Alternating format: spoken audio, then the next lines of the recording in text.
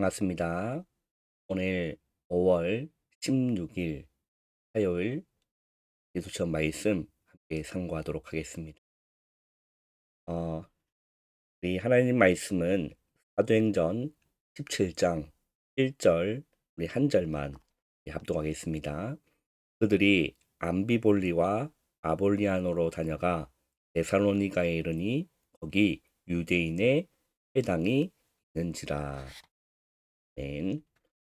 오늘 우리 기도처 말씀의 제목은 237 5천 종족 살리는 시스템입니다. 그리고 저와 여러분이 이번 주 받은 강단의 말씀의 제목은 아버지에게 순종하는 이삭이었습니다. 하나님께서 아브라함에게 언약을 주셨죠. 어, 여러 가지 언약을 주셨겠지만 아들을 낳을 것이다. 하가를 통해서가 아니라 사라를 통해서 아들이 니시 그걸로만 줄 것이다 라고 했습니다. 그 아들을 이삭이었죠. 늙은 나이였지만 어,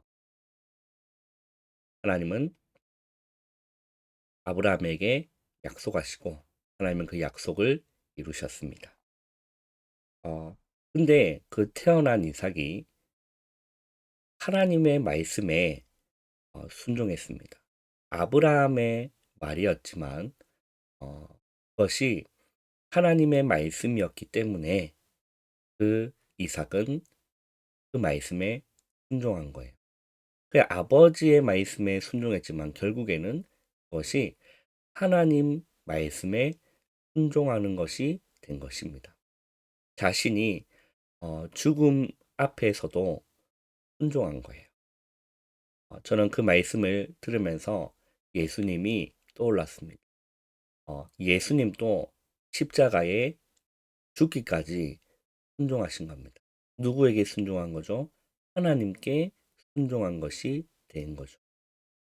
여러분, 목사님이 우리 교회에서 말씀을 전해 주실 때는 그 말씀이 하나님의 말씀이라면, 성경의 근거한 말씀이라면 우리는 그 말씀에 순종하는 것이 하나님께 순종한 것과 똑같은 것이 되는 것입니다.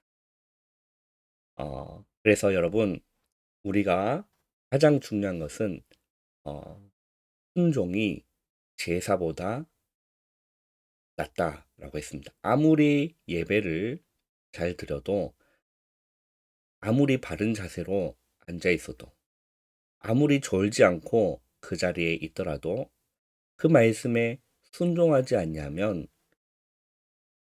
무슨 유익이 있겠습니까? 그래서 순종이 제사보다 낫다라는 겁니다.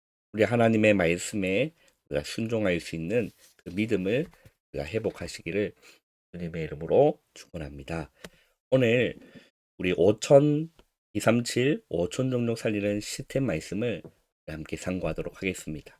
초대교회가 세계 복음을 한 이유는 237과 5천 종족 살리는 시스템을 보았기 때문이에요. 237과 5천 종족에 우리는 갈 수 없지만 우리에게 성삼위 하나님이 함께 하시겠다고 약속하셨습니다. 이때 주의 사자 그리고 주의 천사, 천군 천사들이 움직이는 거예요. 이것이 보좌의 축복의 핵심인 겁니다. 이 비밀을 누리는 시스템을 갖추면 되는 거거든요. 저와 여러분이 있는 현장 가운데서 보좌의 축복을 누리는, 그죠? 그리고 성삼위 하나님이 함께 하시는 그 실제적인 비밀과 시스템을 누리고 있으면 되는 겁니다. 그러면 이 시스템만 갖추면 되는 거거든요. 내가 주님과 통하고 내가 보좌와 통하는 보좌의 축복을 누릴 수 있는 실제적인 시스템이 나에게 세팅되면 되는 겁니다.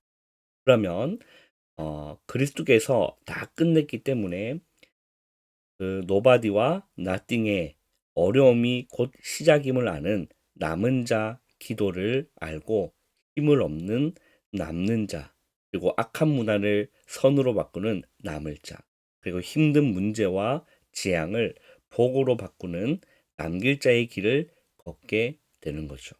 그래서 목회자와 중직자 그리고 렘넌트의 메시지를 가지고 70 제자를 삼고 70 지역을 장악하는 것입니다. 자, 그러면 우리 첫 번째 나의 70인 제자 운동을 어떻게 봐야 됩니까? 이를 위해서 가장 먼저는 전체를 볼 수 있어야 되는 겁니다. 우리가 전체를 보지를 못한다면 어디로 가야 될지, 앞으로 어떻게 해야 될지에 대한 부분이 희미하게 됩니다. 그러나 전체라는 것을 보게 되면 어, 작은 것에 집중할 수도 있고 또 전체라는 것을 한번 볼 수 있게 되면 미래라는 것도 집중할 수 있게 되는 거죠. 그래서 중요한 거는 전체를 볼 수 있어야 돼요. 이 전체를 보고 바울이 초대교회 때 1차, 2차, 3차 선교 여행을 한 겁니다. 전체를 보는 목표는 무엇입니까? 제자입니다. 0.1%에 숨겨진 제자인 거예요. 이 눈을 놓치면 안 되는 겁니다. 이때 오는 중요한 축복이 393이라는 거죠. 이 393의 문을 여는 답이 그리스도라는 거죠. 그러면 여러분, 내가 지금 내 옆에 있는 사람이 제자가 아닌 것 같아. 과연 저 사람이 제자일까? 그렇게 보는 것이 아닙니다. 그 사람이 제자가 아닐지라도 그 옆에 있는 사람, 그 뒤에 있는 사람, 그 뒤에 밭이 무궁하다라면 우리는 그 사람을 보고 현장에 들어갈 수 있어야 되는 거죠. 두 번째는 남을 자 70인의 제자입니다. TCK라고 합니다. TCK가 무슨 말이냐면 제3의 문화권의 자녀들이에요.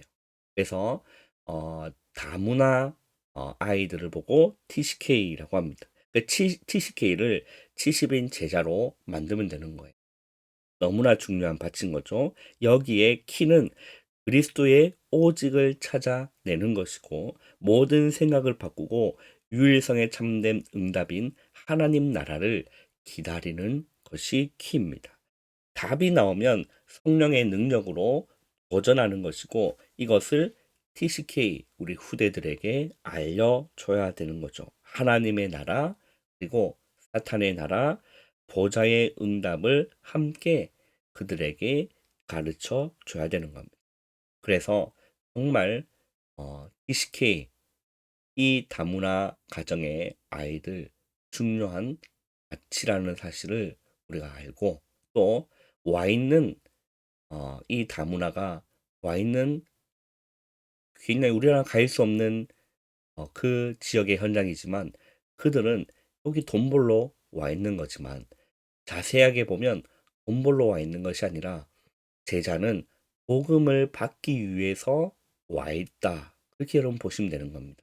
그래서 우리 교회도 이 다문화, 지식에 대한 부분들을 실제적으로 어떻게 사역할 수 있고 도울 수 있는지에 대한 부분도 우리가 기도해야 될 부분인 줄 믿습니다. 세 번째입니다. 남길 자 70인의 제자입니다. 우리는 미래에 제자를 남길 수 있는 제자를 또 세울 필요가 있는 거죠. 남길 자의 키는 무엇이냐면 미디어입니다. 바울이 바울 서신을 남긴 거예요. 그죠? 그것이 그 당시에는 굉장한 미디어였어요. 문서 선교. 그러나 지금은 미디어 시대입니다. 그래서 우리가 이런 부분도 정말 기도로 준비해야 될 필요가 있습니다. 미디어를 가지고 플랫폰 그리고 파수망대 안테나를 만들어야 되는데 그 기준은 237인 거죠. 그리고 우리 한국인만 보일 수 있는 것이 아니라 237이 보일 수 있는 복음 콘텐츠도 우리는 만들어야 되고 237이 보일 수 있는 복음 미디어 우리는 준비해야 된다는 거죠. 남길 자 랩먼트들을 훈련시켜서 전 세계를 향해 미디어 교회와 미디어 학교를 준비해서 복음을 전하게 해야 됩니다. 그리고 치유와 서밋이 되게 만드는 것인 거죠. 그것이 남길 자 70인의 제자입니다. 무조건 기도를 시작하면 됩니다. 나의 무능 배경 안 좋은 상황을 활용해야 하는 거죠. 문제 갈등 위기는 진짜 응답이기 때문에 누려야 됩니다. 그래서 우리는 언약의 여정을 걸어가면 되는 겁니다. 여러분, 어떻게 할 수 있겠느냐가 아니라 기도부터 시작하면 되는 겁니다. 우리가 다문화를 어떻게 살려야 되지? 우리가 전체를 어떻게 살려야 되지? 그리고 그 남길 자, 미디어 언어도 어떻게 준비해야 되지? 고민하는 것이 아니라 기도할 때 하나님은 하늘 군대를 보내주시고 하나님이 하나님의 일을 이루실 줄을 믿습니다. 중요한 거는 기도를 하는가인 거죠. 여러분, 중요한 미래교회 사역을 위해서 여러분 꼭 기도를 시작하시기를 바랍니다. 오늘 이렇게 우리 그 부교육자 수련회가 오늘 있습니다. 오늘 진행하기 때문에 제가 이렇게 녹화를 미리 진행하였고, 그리고 또 제가 밤늦게 아마 내려와야 될 상황이라서 수요일 새벽에 혹시 제가 못 일어날 경우를 대비해서 수요일 새벽도 녹화로 미리 어, 예, 올리도록 하겠습니다. 여러분 오늘 하루 승리하시기를 바랍니다. 기도하겠습니다. 하나님 감사합니다. 오늘 참된 기도가 시작되게 하여 주시옵소서. 염려와 근심과 걱정하는 것이 아니라 그것을 기도로 바꾸는 시작이 되게 하여 주시옵소서. 예수님의 이름으로 감사하며 기도하옵나이다.